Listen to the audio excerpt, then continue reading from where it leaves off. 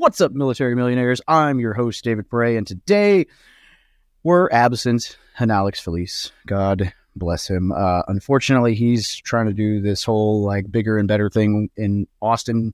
I believe he's currently in the middle of a Hal Elrod podcast, who I interviewed 2 hours ago on this podcast, but he's doing it in person with Brandon. So whatever.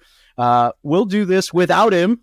He actually, it's kind of funny because he declined the recording last night because he realized the schedule changed and he wasn't going to be able to do it. And I thought that this Alex, our actual guest, declined it. And I called him and I was like, oh no, did our podcast get rescheduled? What happened? And he's like, nah, man, I'll be there. Wrong Alex. I was like, oh, shoot. So I'm excited. But today we're going to talk all things real estate, normal stuff. But the guest today is Alex Schloe, who is a friend of mine. So he's a physician in the Air Force. He's a war room member, which is why we're both rocking our fancy shirts, which is cool. He's the short-term rental investor. Recently, and we'll dig into this, I wouldn't say recently, but recently more, assisted living, residential stuff, which is really cool and something that we're going to dig in for sure.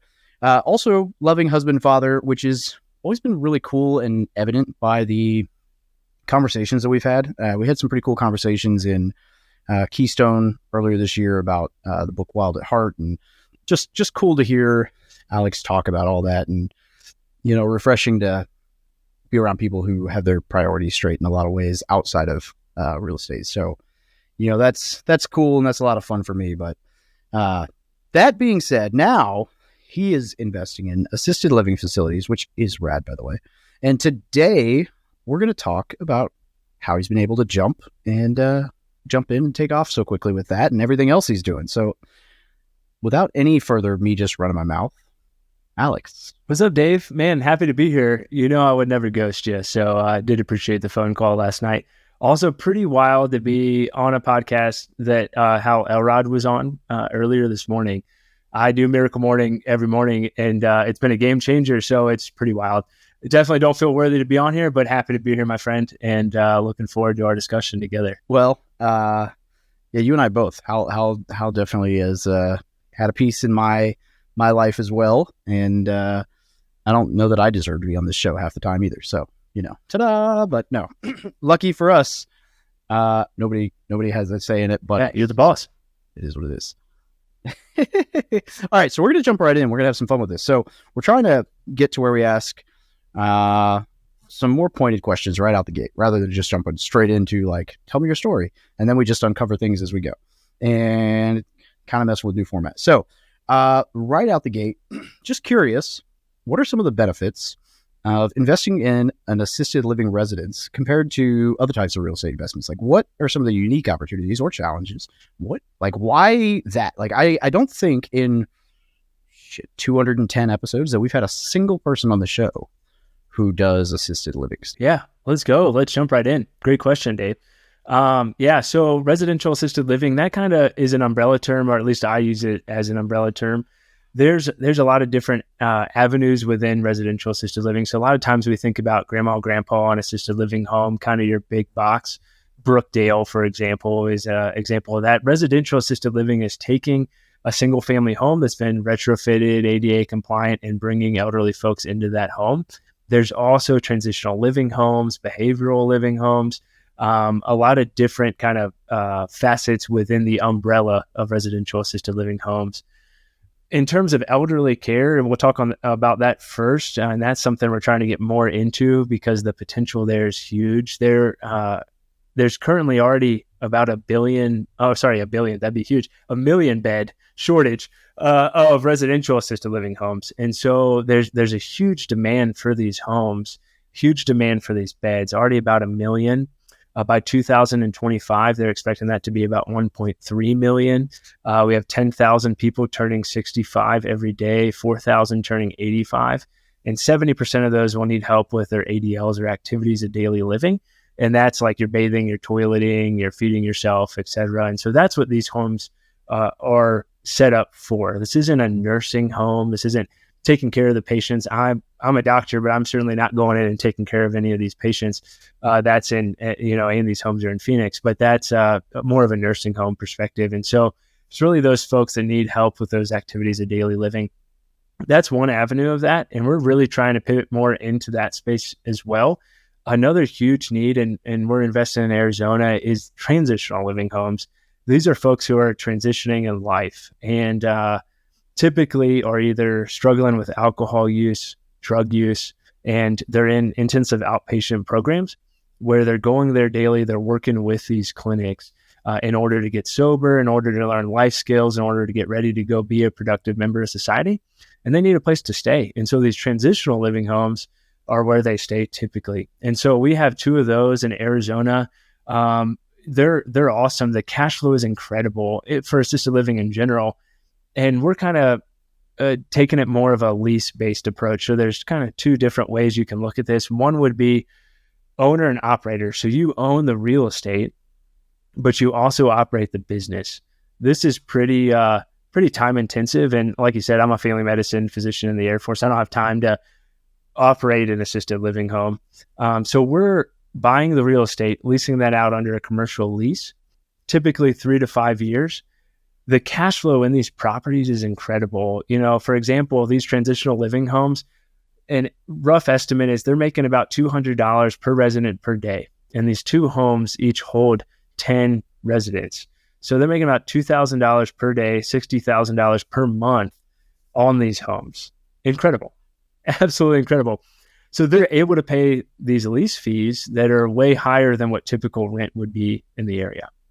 The benefits to this is, one, once you do all your due diligence to get an amazing realtor who specializes in assisted living, which you've been lucky to have, you can interview these operators, get these operators in. They're able to pay this high lease fee. These homes, honestly, are cash flowing as well, if not better, than our Airbnb properties, and they're about as passive as it gets. And so that's one aspect of it. It's on a commercial lease as well, so we're not responsible for maintenance, utilities, anything really other than the mortgage, insurance, and taxes. And so it's a pretty passive form of investing. For example, this last deal we closed, you and I talked about it a little bit. We purchased it for $530. We're on a 3-year commercial lease at $6,250 per month. That has a 3% annual increase. Plus, once we put in sprinklers, which is required in this locale in Phoenix, we'll be able to raise the rent by $500, and that's written into the lease. So we're cash flowing $2,700 a month, not taking into account those increases on this one house in Phoenix. It's an incredible opportunity, and we're really excited about it. I keep saying we because Charlie Cameron and I is part of the War Room, and Luke, one of my buddies, is part of the War Room as well. We've partnered up on these deals and are looking to expand in the future. And yeah. So hopefully that kind of explains a little bit. Feel free to hit me with any questions you have. Man, so it's, these are basically straight up triple net. Pretty much. Kind of like a double net plus, I guess.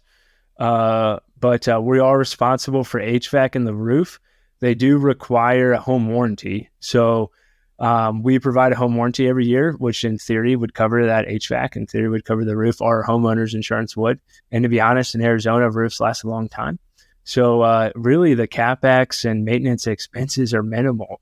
So yeah, it's incredible. And I'd imagine that there's probably some interesting criteria that you have to meet as far as like your homes, right? Like these are probably like 3 to 5 bedroom houses, but they're probably all single family, no stairs at the front, like all, certain door frame size,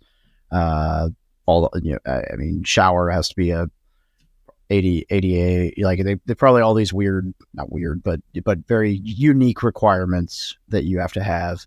But to be net $2,700 a month and it's not going to fluctuate is pretty rad. It's awesome. You're exactly right. It depends on kind of what style of home you're doing. So certainly for your assisted living homes for elderly care, you need to be ADA compliant. That's typically grab bars in the bathrooms, a wider door frame so they can fit a wheelchair through, ranch level home or an elevator to get you to the second floor, ramp into the house. So there's some stipulations to that. And that's really going to be location dependent on your state, dependent even on your city, what they require for that. For your transitional living homes, that's typically a single family house. And so we look for homes that are able or licensable as transitional living homes, also as residential assisted living homes for elderly care, just to have those multiple exit plans and opportunities. The transitional market in Arizona is popping right now, and they're cracking down hard on licensability. And so we're only buying licensed homes. We're requiring our operators to be licensed.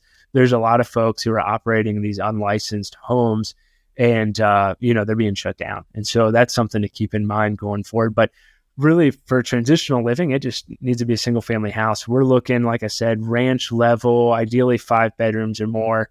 You typically, even for assisted living for elderly care, you want to have about 300 square feet per resident.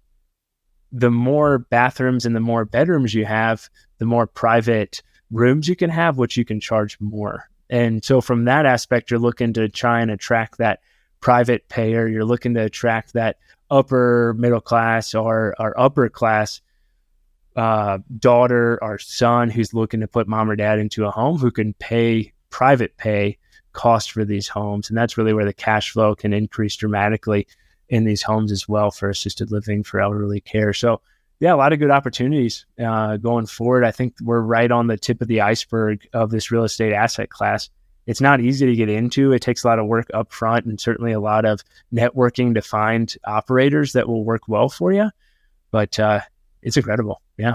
Yeah. That was going to be kind of some of my other questions. But before we dig a little deeper into all that, how'd you guys get started? Right, I know you got the big dome. Let's talk. Your real estate journey. Yeah, absolutely. So real estate journey, it actually starts back when I was in med school in Richmond, Virginia, and I didn't buy a property at this point in time, but that's when the seed was planted.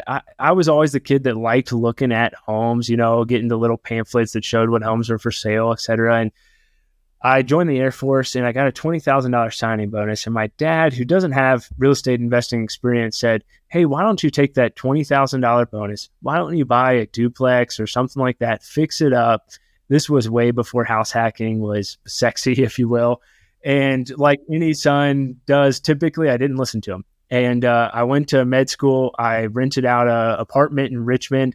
I didn't buy that duplex, but that seed was planted. And so I knew once I graduated med school and was going to head to residency, I was going to keep the real estate investing in mind. And so my wife and I, we weren't married at the time. We looked at some homes there in Florida. I did residency at Eglin in Destin, Florida, and we bought a home with a physician loan, which is no money down. And honestly, Dave, I'm telling you, it's as good, if not better, than the VA loan. It's no money down. There's no funding fee. Of course, your interest rate's a little bit higher because there's a little bit higher risk. But as a physician, it was an incredible way to get started. I bought a house in Florida for $58 out of my pocket. It was amazing. It was kind of a live-in flip light. Luckily, my wife is incredible and a really good interior designer and stager. And so we kind of worked on renovating the property. It's got like $160,000, $180,000 in equity right now. Cash flow is $800 a month. That was really our start in real estate. And just an incredible opportunity. So, any physicians that are listening to this, I mean, the physician loan, if used correctly, is just an incredible opportunity. It is your 30-year fixed mortgage for a primary residence. I've heard folks that can buy second homes with them. I haven't found a bank that allows you to do that. So if anyone knows of one, let me know. But I've heard that there's whispers of that. But it's an incredible opportunity. That's what got us started. I mean, $58 out of pocket to buy this house was incredible. To turn it into $160,000 of equity. And of course, COVID helped that. But in Florida, met Charlie Cameron, who's one of my partners. He's in the war room. Amazing guy. He's been on the podcast. Just absolutely incredible individual. One of my best friends, and so grateful for him. We started dabbling in short-term rentals while I was there. And we were under contract on a couple of deals in Panama City Beach that we ended up backing out on for just silly reasons. And we could talk about that later if you want. But that kind of opened the door for us for short-term rentals. And we ended up buying a home in Ellijay, Georgia with another partner that we had a short-term rental out of that was quite successful. But we had just a lot of CapEx stuff that came up with that. And just tenant issues with it. It was a big home and lots of parties and really very rural area. And so it made it kind of difficult to find good cleaners and good handyman service providers. So we ended up selling that actually to a professional baseball player. And that showed us how forgiving real estate was, because we made a great profit on that. And then we bought the Dome property in Colorado. That's a short-term rental. It's very unique, which I think Airbnb is really pushing right now. VRBO is really pushing right now.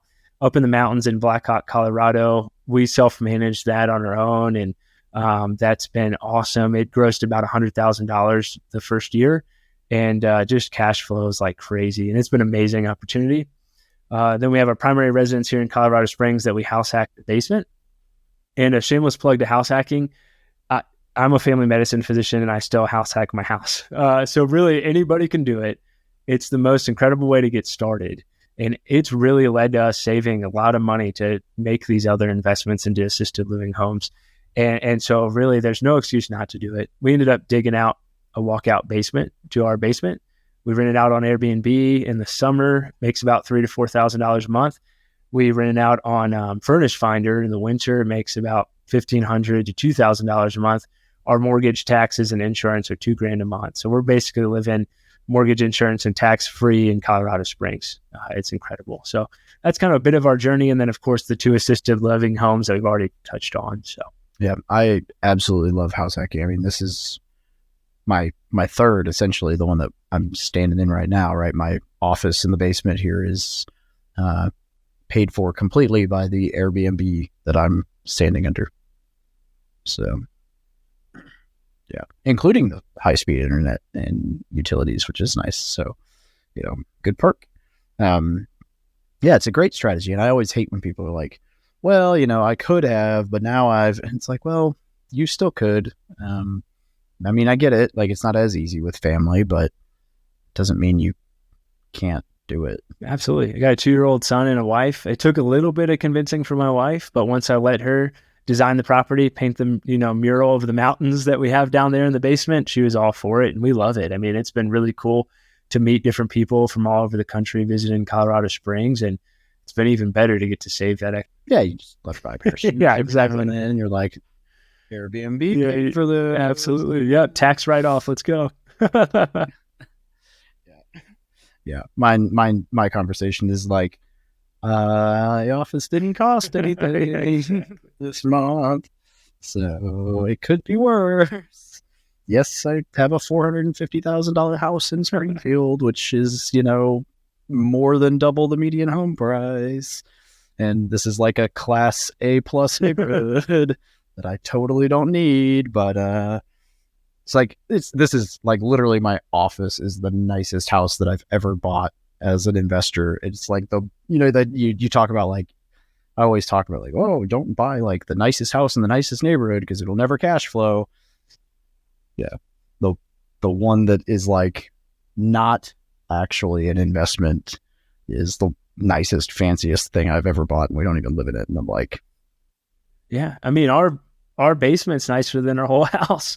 And that's what we rent out. Yeah, it's true. And same with the dome, and I think you bring up a good point. It was a game changer once I got my wife on board for real estate investing, and kind of figuring out what did she like about real estate investing was helpful. She really likes the hospitality that goes into short-term rentals. She really likes the design, the photography piece of short-term rentals.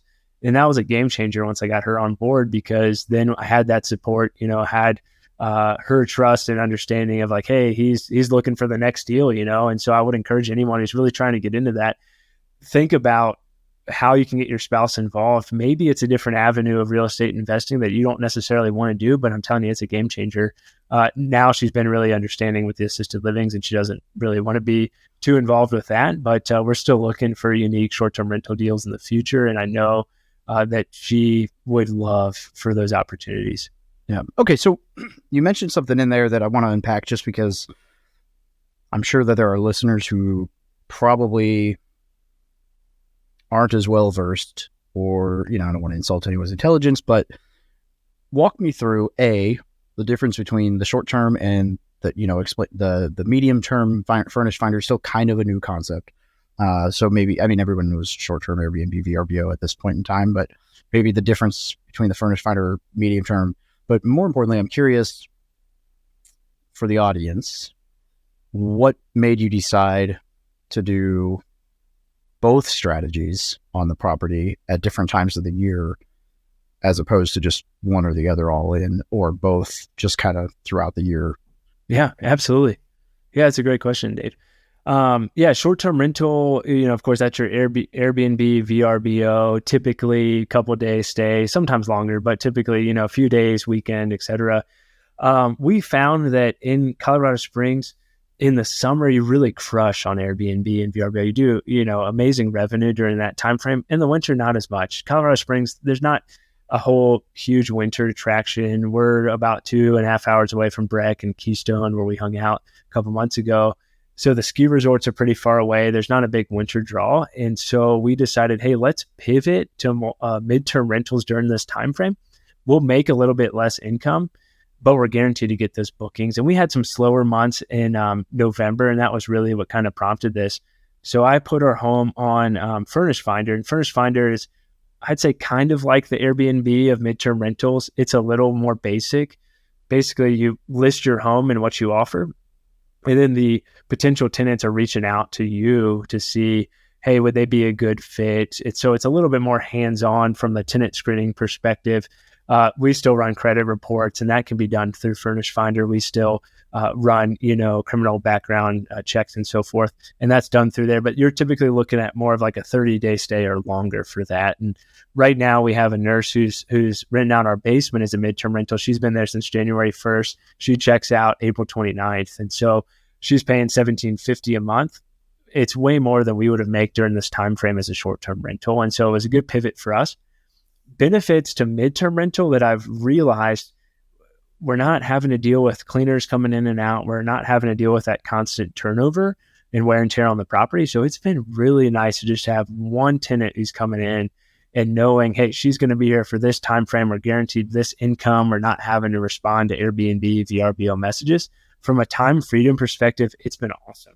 I've been kind of contemplating in my mind, hey, should we just do that for the summer too? We're going to make a little bit less money, but from that time freedom perspective and that return on time, it's been awesome to not have to deal with questions from Airbnb or VRBO or can I check in early, all these sorts of things, because we still have them sign a lease for that period of time. And so it's been nice. And so I think if you're willing to part with some cash flow, but increase your time, midterm rentals are a great option. If you really hustle for Airbnb, VRBO, short-term rentals, you're going to make more cash flow for sure. You're certainly going to be taking more time to manage that property. And like I said, we've been self-managing these properties as well. And so overall, it's not a huge time commitment, but it's been nice to have that kind of removed while we're working on other projects like the assisted living homes. Yep. No, okay, so that makes sense. It's kind of a seasonal thing. And there's probably the perk too that like you actually, I'd imagine, I mean, it depends on the person, I'm sure, but you probably get to build kind of a relationship with the, medium term when you're house hacking. Whereas with the short term, I mean, maybe, like when I had some short term when I was house hacking sometimes, but also sometimes you get some oddballs, whereas like the medium term, you kind of get to screen them out a little bit. And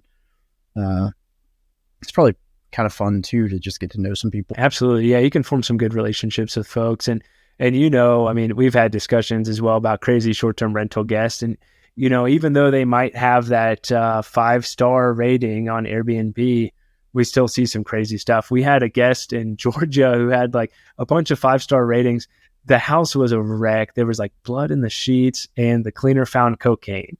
And so you just never know what's coming in regardless of what that shows. And Airbnb, it's tricky because the guest can still review you and you can still review them. And so, if you're reaching out to them, you're like, hey, the house is a mess. I'm going to charge you an extra $100 or whatever it may be. You're always worried about, hey, are they going to leave me a bad review? It's going to cost me way more than that $100 I'm charging them in the future by decreased bookings. And so it's this really weird dynamic.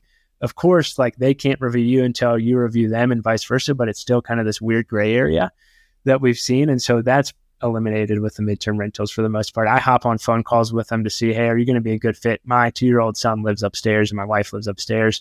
I want to make sure that you're going to be a good fit for this time frame. And then, of course, the background checks and the credit reports are helpful for that as well. Must have a quality cleaner if they were able to, identify what was left behind. Well, with confidence. Miraculously they clean the house in like half the time that time. So who knows? Yeah. They were like, yeah, they left some Coke. Really? How much? None actually. But I cleaned the house. Yeah, we poured it down the toilet. Yeah.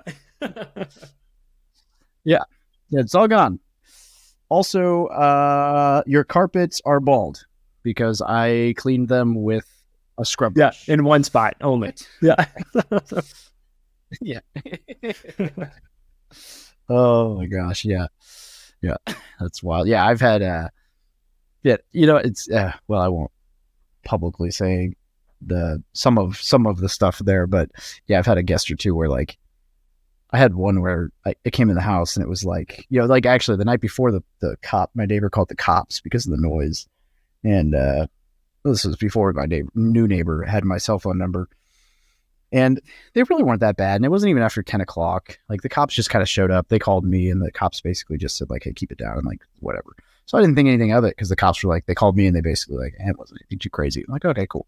And then they went inside and, the noise level at the place, because I have a big like covered open porch that like you play poker on. It's got like 2 big ceiling fans, like nice lights. Like it's but if you're out there with 10 or 20 people, which it'll easily hold, it doesn't take much to be loud when you've got neighbors also outside. And so anyway, I was like, okay, the police said it was nothing. So whatever.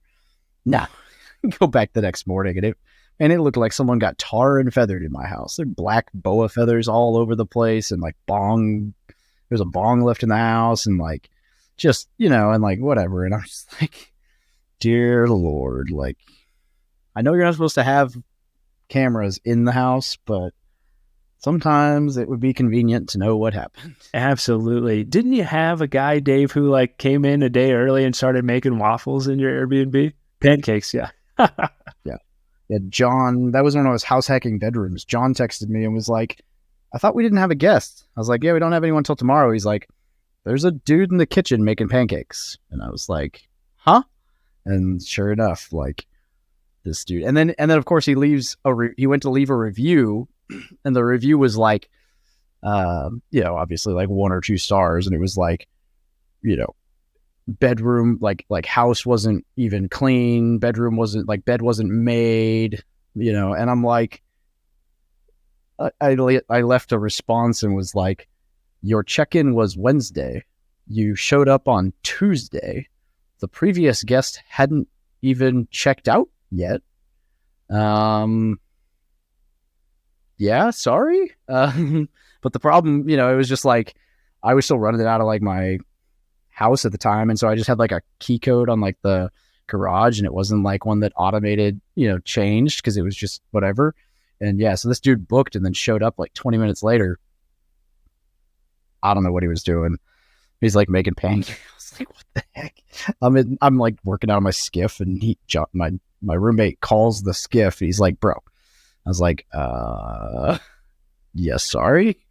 Yeah, but all kinds of, but the one that's got me still like baffled that I wish I knew the answers to is, I've got a bunch of like odd ones, but like the weirdest one, I had the one with like the lady like just who was like a terrible, that like left me a voicemail that I've had content about that's just hilarious. But there was one here, and offline we could go into way more details about the 3 really bad Springfield guests that I've had. But this one, like, I'm just baffled. So I'll paint the picture for you, right? It was another kind of like noise complaint, but the neighbor called me.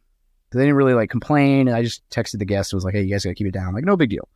And then the neighbor texts me. He's like, hey, there's a lot of cars. I'm like, all right, whatever. Maybe they're throwing a party, but it wasn't too bad. And so I text him. I'm like, no, man, we're, whatever. I'm like, okay, cool. Noise dies down. No big deal. That's a big house, 2-car garage. So they leave. And like the house itself is clean, but it smells like engine degreaser, like just straight reeks of like paint thinner, degreaser. And I'm like a meth lab. Like I just imagine like something, like I'm just like, what in the world? But it was like a 2-day stay. And I'm like, oh my gosh.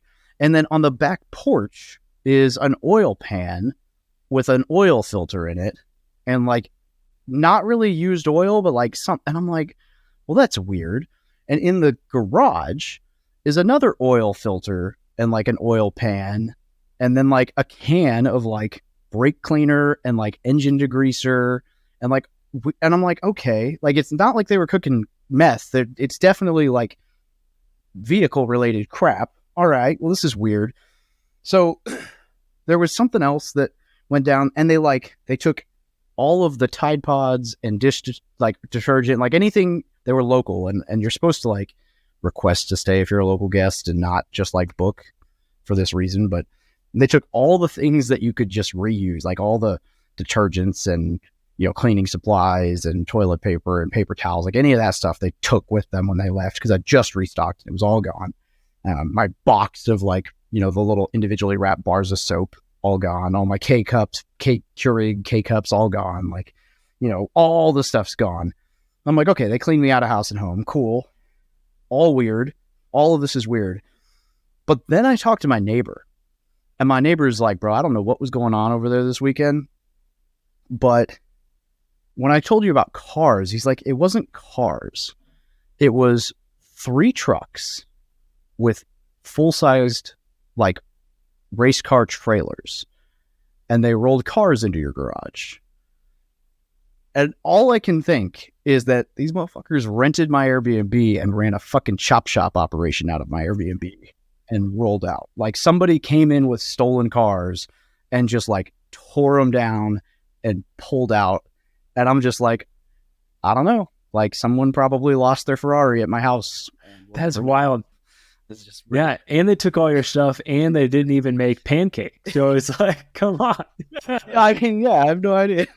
So yeah, some weird stuff, you know. But then if you think, man, so okay, so all right, so how did you get into assisted living? Like, where's the? Are you done short term? Like, is it just like a new venture? Like, where'd your eyes open to this? I mean, this isn't something that a lot of yeah, great question. That was a good tangent that you had. I enjoyed that. You know, and if they don't want to come steal cars at our property, but anyways, yeah. So assisted living. Yeah, doing a shameless plug, honestly, again, for the War Room. Absolutely incredible. And I guess it's not shameless since you're the one that created it, but it's been incredible from a networking perspective. We can be shameless. Yeah, absolutely. But Charlie Cameron and I have been partners on multiple short-term rental deals, and we've started the assisted living. My other partner, Luke, is in the squad with me. So every Tuesday night we have those meetings and we talk about what we're working on. And then, of course, the hot seat. One hot seat, Luke came on and he was like, hey guys, I think I'm going to buy an assisted living home. And that was really it. And then he explained his reasoning behind that. And then I think 2 weeks later, he's like, yeah, so I'm under contract on an assisted living home. And this is probably late 2021, maybe early 2022. And he explained the process behind it. And him and I offline talked a lot about it. And then we decided, hey, we'd probably be a good fit. And so we started talking more and more about assisted living homes. And I really dove deep into some podcasts. I think Bigger Pockets had Isabella Gorino. I might be saying the name wrong, but they have the Residential Assisted Living Academy and some resources there. Her late father started. And so learned a lot through that and through some other podcasts and just dove into it. Is it going to be a pivot for us? Yeah, I think we're going to focus largely on assisted living homes, really for that passivity piece, for the cash flow piece, and for the opportunity in the future to maybe own the operations as well. Short-term rentals, we're still looking for unique short-term rentals. I think it's really hard right now to succeed in the short-term rental space unless you have a really unique property or, you know, a fantastic view. Everyone wanted to get into the Airbnb market, short-term rental market. And so there's just so much saturation in a lot of areas that you just need to stand out. There's some ways to do that. Certainly, you know, having great photos and excellent furnishing is helpful, but they're really pushing this unique stay, unique experience, Instagrammable experience. And so I think from a short-term rental perspective, we'll continue investing in that, but it needs to meet that criteria. Main focus for me, honestly, kind of the one thing for me right now is going to be assisted living. No, and that makes sense. And it also makes me realize I need to revamp some of my photos for my Airbnb because I'm thinking like, man, the one out the back porch, doesn't really showcase like my nice little field so the backyard is a flood zone, and so they can't build. So while I'm like in a really nice neighborhood in the middle of like the southeast corner of town, there's a full probably 5 to 10 acre plot just can't be built on. A nice grass field that we get like deer and turkey and whatever with a view right out the back porch. And I am realizing like, yeah, I have a nice view out the back, but the focus is the porch, and I should take the exact same picture and reframe the focus to be the porch blurred and the view. Yeah, absolutely. That'll help just get you more bookings for sure. Yeah. Zoom in. There you go. Yeah. Photoshop one in. Put like crosshairs yeah. on the picture. Only use that for hunting season. You can hunt out the back window. There you go. Hey, I'd book it. Yeah. Except rifle season here is only like a man. week. Yeah. Colorado's got weird hunting stipulations. Yeah. For us, it was like 2 weeks for deer season. For rifle, you got to put in for a tag. It's really competitive. Yeah. Way different than Virginia. It's like months and anyone can get a license. So yeah, definitely different from that perspective. Yeah. It's a whole weird game for sure. But yeah. Oh, well. I mean, you just have a 14-year-old who doesn't know what he's doing. And then you're like, oops. Yeah, not really. Never happened. Forward, son. Yeah. No. All right. If somebody wanted to get into residential assisted living, like you mentioned the Residential Assisted Living Academy, but like what kind of resources are out there, or what would you like when you first started getting into this? How did you research this? What would you recommend to someone trying to research this right now? No, that's a great question. There's really not a whole lot of resources available, to be completely honest. I mean, there's the Residential Assisted Living Academy. To be frank, it's pretty expensive and semi-basic if you have real estate investing experience.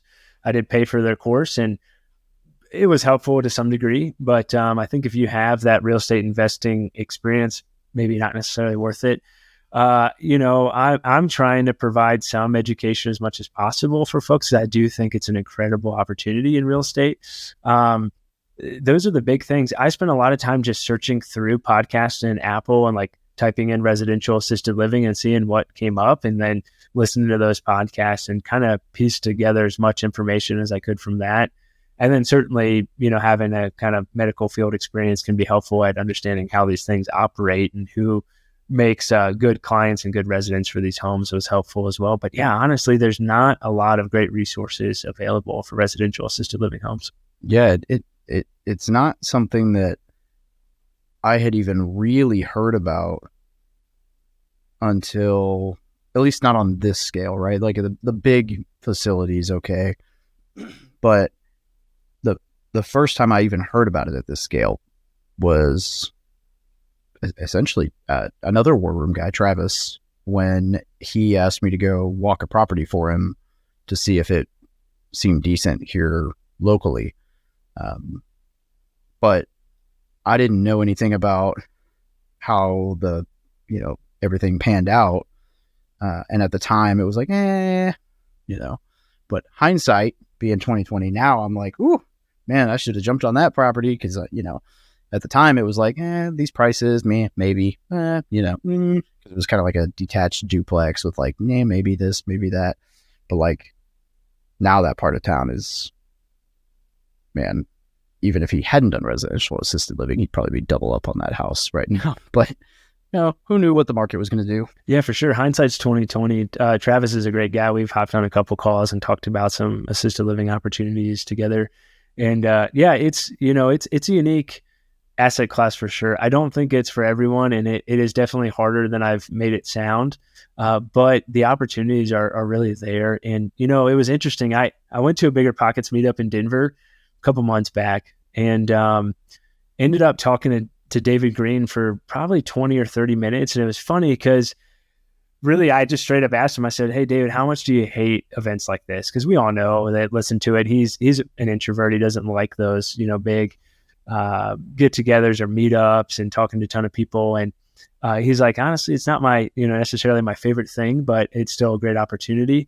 We ended up talking about some other medical stuff and all kinds of different things. we probably get 15 minutes, 20 minutes into the conversation. He's like, hey man, do you have any real estate questions for me? And I was like, not really. I'm just happy to chat with you.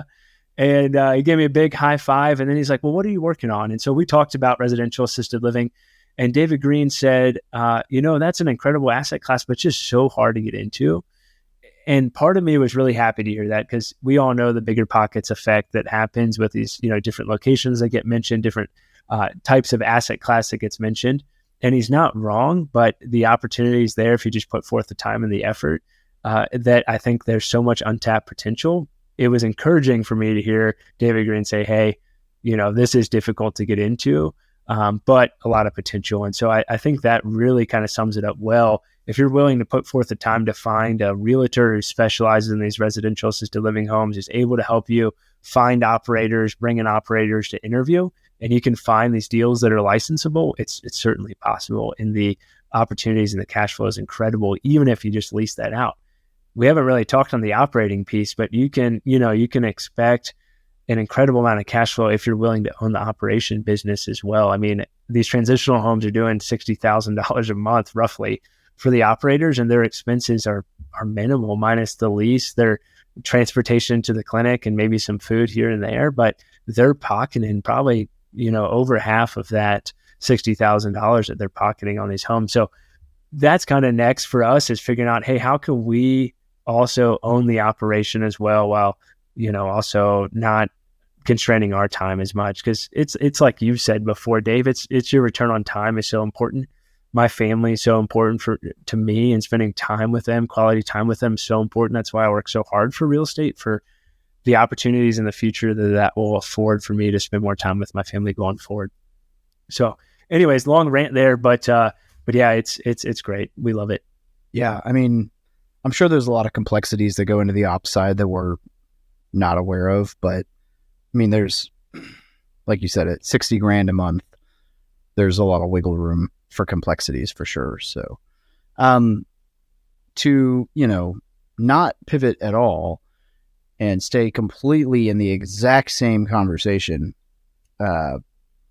Before we started recording, we'd mentioned that one of the things we'd like to touch on at some point was mental health, which is, actually not as big of a pivot as I'm making it sound when we're touching on transition homes and assisted livings. I'm sure the transition home side has a lot to do with mental health, but so there's, it's all kind of medical stuff, right? It's not a huge pivot, but anyway, I'll just shut up and stop rambling. But I know that was something you wanted to touch on, so I figure I'll throw it in there. Make sure. Yeah, absolutely. And I think with these homes, going back to kind of work your transition a little more, we're trying to provide A-class homes, awesome opportunities for these people to transition back into society and form relationships, get great jobs and great opportunities to impact their community for a positive impact in the future.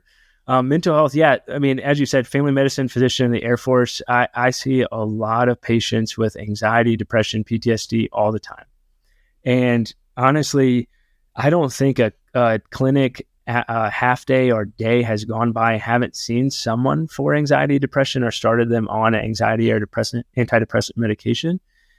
And, I think that stigma still exists in the military. I think it's improving, but there's still a long way to go. And a lot of times I have patients, especially male patients, to be honest, that come to me and they're like, hey, this was really hard. Yeah, exactly. This is really hard to just book this appointment and be willing to bring this up in any capacity with you. And so I think as providers, I always try and do my best to like, hey, I know this is a really difficult discussion, and I really appreciate you coming to me and trusting me enough to talk about this, because it's so important. And we've all heard of 22 until none, and unfortunately at Schriever, where I'm stationed, we just had a suicide a few weeks back of a security forces officer. This has touched everyone and will continue to touch everyone. And I think we just have to have the courage, both as patients, to talk to our providers about this, and as providers to be as accommodating and open as possible to have this conversation. So that's something I've been really thinking about lately. And we've seen a huge spike with COVID. We all know the impact of loneliness and isolation on mental health. And like I said, not a day has gone by that I haven't started someone on an antidepressant or anti-anxiety medication. But I'll tell you what, other than side effects, I've never had a patient come back to me and say, this was a bad decision, or I wish I didn't come talk to you. All of them have been like, man, I wish I came and talked to you a couple of years sooner. I wish I started this medication sooner. This has been a huge game changer for me. And so I think it's just something for the community to think about. You know, if you're struggling with anxiety, you're struggling with depression, you're struggling with mental health in general, I'm a PCM. Everyone's got a PCM. Come talk to them. Come find them. There's tons of different ways that we can help you. And we're here for you. I mean, gosh, I do anything for my patients, and I hope they know that. And I always tell them, if you have any thoughts hurting yourself, hurting anybody else, go to the ER, come find me. And I genuinely mean that. Come find me, and I'd be more than happy to do anything I can. So again, just make the appointment, have the willingness to talk. Yeah, I agree wholeheartedly. You know, and I don't know that you and I have talked about this really. I don't know that I've mentioned it publicly much for I would say somewhat obvious reasons, but just to maybe bring some of that home. Well, for one, you know, when we were in Keystone, I got a phone call while we were hanging out at that Airbnb that one of the guys I had deployed with played the old Suicide by Cop game that very weekend, not very far from where we had been at. So, you know, it's definitely a very realistic thing. Not the first person that I had deployed with in that platoon who is no longer with us, unfortunately, for, you know, at their own personal reasons, decisions. But, you know, I think part of it's like the messaging in the military. And I don't mean like the macho, oh, nothing's wrong, you can't go talk to, but I don't even know that people realize all the time an actual PTSD symptom or depression or whatever until it's way further down the road than it could have. Because like the military, you know, when I think back through all the years that I was in the military, what I always sat through were presentations and conversations that were like, hey, don't beat your wife, don't drink and drive, don't hurt yourself. If you think you're going to hurt yourself, you know, talk to someone. Hey, if you see someone giving away all their stuff, or, you know, like those were the conversations, right? Like if they're beating their wife or whatever, like that was the signs for PTSD. Cool. I didn't beat my wife. I didn't get a DUI. I didn't give away all my crap, and I didn't want to kill myself. I don't have PTSD. And I got out of the Marine Corps. And like I got blown up in 2010. I drove over an ID. It wasn't anything too crazy, but you know, it's whatever. And get out of the Marine Corps and transition happens, and I have no identity. You know, you go through all that stuff. And even though I had a really strong community that I'd built, and I'm financial freedom and all this stuff, and I think I'm gonna be good, man, like we won't go too far in the weeds on all this, but like a lot of stuff all happened at once. You know, I ran a half iron in August. It was 215 pounds. Started training for a full iron, and so I'm doing 12 to 15 hours a week cardio, and I went from 215 to 245 in 4 months while doing 12 to 15 hours a week of cardio and not much changing on my diet. Not sleeping, don't feel like a man anymore. Like something is not right. So I go and I get checked. My test is like 170, 165, 162, something like that. And I'm like, well, this is off. So I start doing all this research, and I find like a Joe Rogan podcast and another one and another one. I start doing like more and more and more homework, and I just go down this freaking rabbit hole. And then there's like, now I find all this stuff. It's like, oh yeah, hey, if you had a TBI, that can be linked to PTSD, which, okay, cool, whatever. But like, then there's all these other symptoms of things that like, you go down this rabbit hole and it's like, well, PTSD can be this, or it can be this, or it can be this, or it can be this, or it can manifest like this. And like, it wasn't until I sat down with the therapist or a counselor or whoever you want to talk to, and the person was able to say, you know, because we get all those questionnaires in the military. It wasn't until I sat down with someone who was able to sit, instead of just a question and answer thing, and you say yes, no, 1 through 5, whatever, on your own, and they go, here's the question. before you answer it, this is what that would look like or feel like in a normal, like, daily setting. And I go, oh shit. Yeah, every fucking day. Like, and it was just like, holy shit. And like a perfect example, I had like a freaking borderline meltdown like 2 days ago. We show up at my kid at his first baseball, like kid pitch baseball game on Monday, and just a really poorly run event, right? You show up and it's like this, we don't need to go into all the details, but basically it was just a terribly run event. They started 20 minutes early, so I like made it just as they were starting. And like the way that it was set up, it was like there wasn't seating. It was like you had to have brought a chair, but we didn't know that, so we didn't bring a chair. And then like there was no way to get on like the sidelines, so you had to like stand basically on the other side of the outfield.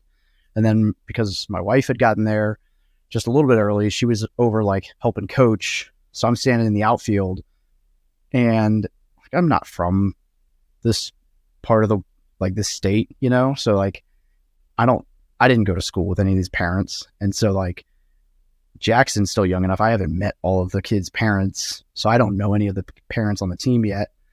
So I find myself like standing in the outfield, like the other side of the outfield, surrounded by probably 50 to 100 parents and kids.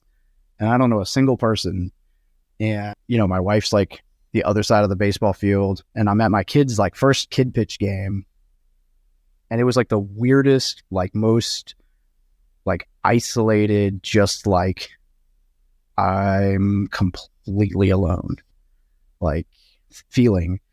And like all that to say, I just felt like I should throw all that out to just drive home. Like I'm in a lot of people's eyes, quote, successful, and fucking dealing with a lot of that stuff sometimes, you know? And it's like, and I told my wife, I was like, she got done. She's like, what's wrong? I was like, I just had some really dark thoughts and it scared me. And I was like, and I'm totally fine. Like nothing's going to happen.